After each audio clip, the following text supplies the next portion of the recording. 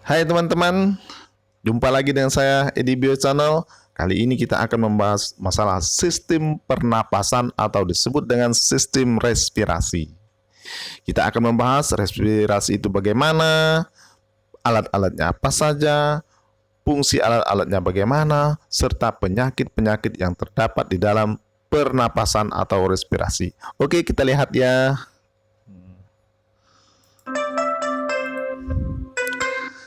Oke, kita lihat. Inilah tujuan pembelajaran kita.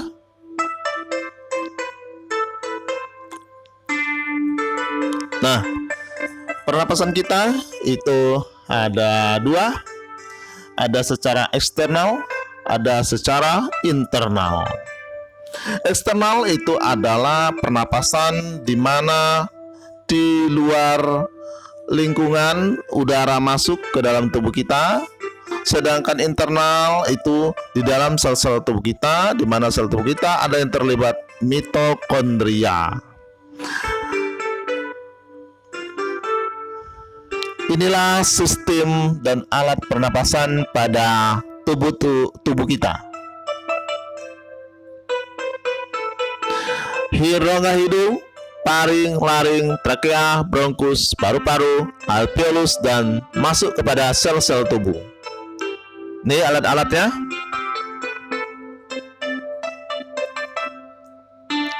Oke teman-teman, kita lanjut lagi. Ini alat pernapasan manusia, rongga hidung,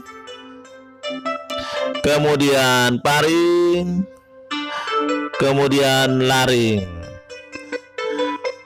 Baik teman-teman, di sini ada pertanyaan ya, katanya paring laring bisa disatukan. Sebenarnya tidak ya. Paring itu adalah pertigaan antara tenggorokan, kerongkongan, dan hidung ya. Sedangkan laring itu adalah pita suara. Jadi dia berbeda fungsi ya. Oke, lanjut lagi. Di sini bagian-bagiannya yaitu trakea. Trakea itu adalah pipa yang menuju ke paru-paru ya. Kemudian di dalam paru-paru itu ada bronkus ya, bronchiolus. Nah, di sini kita lihat bronchiolus dan alveolus yang terdapat dalam paru-paru. Ini bentuknya bronchiolus dan alveolus. Di mana alveolus itu ya adalah suatu gelembung tempat penampungan udara atau gas. Di situ ada pembuluh arteri dan vena. Terjadilah pertukaran antara O2 dan CO2. Ya, oke kita lihat lagi. Di mana proses pernapasan itu akan melibatkan pernapasan dada dan pernapasan perut. Pernapasan dada itu adalah otot-otot ini yang bergerak. Sedangkan otot perut itu juga akan bergerak atau disebut dengan mekanisme pernapasan perut. Nah, otot-otot dada itu adalah untuk berkontraksi pada saat kita mengangkat dada kita. Jadi otot interkostal inilah yang berfungsi ya untuk terjadinya pernapasan secara pernapasan dada. Sedangkan pernapasan perut dibantu oleh otot-otot diafragma. Kita lihat lagi di sini mekanismenya. Nah, ini dia. Pada saat kita bernapas, ya, kita inspirasi, artinya kita memasukkan udara. Pada saat inspirasi, otot-otot dada interkostal itu akan terangkat ke atas. Tekanan udara di dalam paru-paru itu mengecil, ya. Sedangkan pada saat kita ekspirasi mengeluarkan udara, itu otot-otot diafragma itu akan turun ya. Kemudian paru-paru kita akan mengecil, tekanan udaranya besar sehingga udara keluar. Oke, kita lihat lagi itu mekanismenya ya.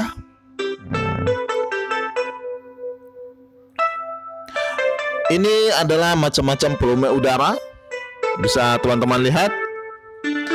Ada pernapasan udara biasa atau polumetidal, kemudian udara suplementer bagi teman-teman yang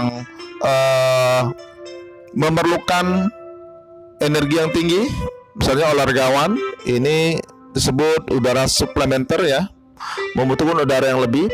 Kemudian ada udara sisa yang disebut dengan udara residu. Nah, sedangkan untuk kapasitas total itu di mana kapasitas vital paru-paru ditambah udara residu maka disebut kapasitas total. Itulah udara-udara pernapasan pada paru-paru kita. Nah, untuk terjadinya pertukaran antara O2 dan CO2 itu melibatkan daripada hemoglobin dan plasma darah. Ya, jadi hemoglobin inilah yang akan mengangkut daripada O2 ke seluruh tubuh. Kemudian CO2 ya itu diangkut oleh plasma dalam bentuk asam karbonat ya. Seperti ini kita lihat ya. CO2 H2O. Jadi plasma CO2 diangkut oleh air sehingga membentuk H2CO3. Kemudian cara kedua itu diangkut oleh sel darah merah yang berikatan dengan NH2. Nah, kemudian cara ketiga itu adalah melalui proses pertukaran klorida dalam bentuk HCO3-. Jadi ini dia diangkut ya, kemudian dialirkan ke paru-paru lagi, kemudian dikeluarkan. Ini reaksinya. Nah, jadi oksigen itu diangkut oleh Hb atau hemoglobin dalam bentuk oksimioglobin dan oksihemoglobin. Sedangkan CO2 itu disebut dengan pertukaran klorida dikeluarkan dalam bentuk ion HCO3-.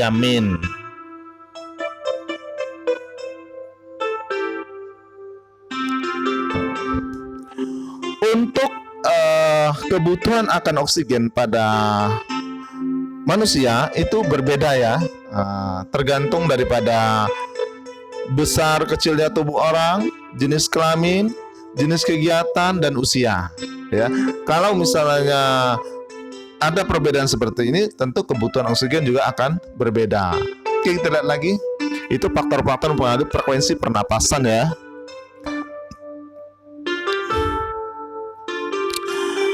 Kelainan-kelainan atau gangguan pernapasan. Nah, kita lihat ini ada berkurangnya hemoglobin dalam tubuh atau disebut dengan anemia ya. Dan ini akan menyebabkan terganggunya proses pengangkutan daripada O2. Kemudian keracunan gas atau keracunan cyanida. Ini sangat berbahaya sekali ya, karena gas CO ini itu meracuni daripada sel-sel tubuh kita yang ada di dalam karena dia bersifat toksin ya. Sehingga kita tidak terasa kalau misalnya kita berada di ruang tertutup, misalnya di mobil yang AC-nya tidak ada, ini fatal sekali akibatnya. Nah, itu bisa menyebabkan kematian ya karena keracunan gas CO. Oke ya. Kemudian kanker paru-paru. Ini juga berbahaya ya. Banyak faktor selain pada rokok ya. Kemudian emfisema. Ini kehilangan elastisitas pada dinding-dinding alveoli. Kemudian asma. Nah, ini asma ini adalah proses penyempitan ya pada bagian-bagian bronkiolus sehingga udara yang masuk ke dalam paru-paru itu terhambat ya. Ini bisa diakibatkan oleh alergi, bisa juga disebabkan oleh faktor gen, dan bisa juga disebabkan oleh faktor-faktor penyakit ya. Oke, kita lanjut lagi. TBC.